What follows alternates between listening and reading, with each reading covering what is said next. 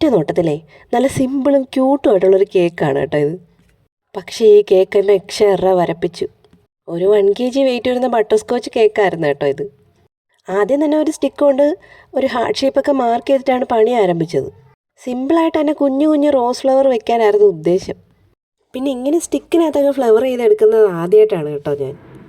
അങ്ങനെ ആദ്യം ഉണ്ടാക്കിയ 2 ഫ്ലവറും ഞാൻ ഭയങ്കര വിജയകരമായിട്ട് പൂർത്തിയാക്കി. പിന്നീട് അങ്ങോട്ട് പണി പാളി തുടങ്ങി. പിന്നെ ഈ സ്റ്റിക്ക് കൊണ്ട് മുകളിൽ വെക്കുന്ന ഫ്ലവറിൻ്റെ അത്ര ഈസി അല്ല സൈഡിലൊക്കെ വെക്കാനെന്ന് എനിക്കറിയാം. പിന്നെ ഈ വീഡിയോയിൽ കാണുന്ന ഈ ഒരു സ്പീഡിലല്ല കേട്ടോ ഇതൊക്കെ ചെയ്യുന്നത്, വളരെ സാവകാശമൊക്കെയാണ് ചെയ്യുന്നത്. പക്ഷേ എന്ത് പറഞ്ഞാലും ഈ ഫ്ലവർ ഓരോന്നും ചെയ്തിട്ട് അവിടെ ഫിക്സ് ചെയ്യുമ്പോൾ അത് തിരിച്ച് നമ്മുടെ കൂടെ തന്നെ പോരുക. ലാസ്റ്റ് സ്റ്റിക്കൊക്കെ ഉപേക്ഷിച്ചിട്ട് അറിയാവുന്ന പണി തന്നെ ചെയ്തു. കേക്കിൽ ഡയറക്റ്റ് തന്നെ ഫ്ലവറൊക്കെ വരച്ചു കൊടുത്തു കേട്ടോ. പിന്നെ കുറച്ച് ഗ്രീൻ കളറിൽ കുറച്ച് ലീഫും കാര്യങ്ങളും ഒക്കെ ചെയ്ത് കൊടുത്തിട്ട് വിചാരിച്ചത്ര കൊണ്ട് ലുക്കായില്ല. അങ്ങനെ അതേ കുറച്ച് മാതളം ഇരുന്ന് അതെടുത്ത് ബാക്കി ഡിസൈനൊക്കെ ഒന്ന് ഫിനിഷ് ചെയ്ത് കേട്ടോ.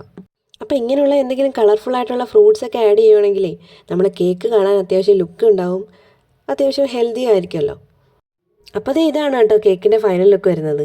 വീഡിയോ ഇഷ്ടമായെങ്കിൽ എല്ലാവരും ഒന്ന് ലൈക്ക് ചെയ്ത് ഷെയർ ചെയ്ത് സപ്പോർട്ട് ചെയ്യണേ. അപ്പോൾ പുതിയൊരു വീഡിയോ ആയിട്ട് വീണ്ടും കാണാം. Tata bye.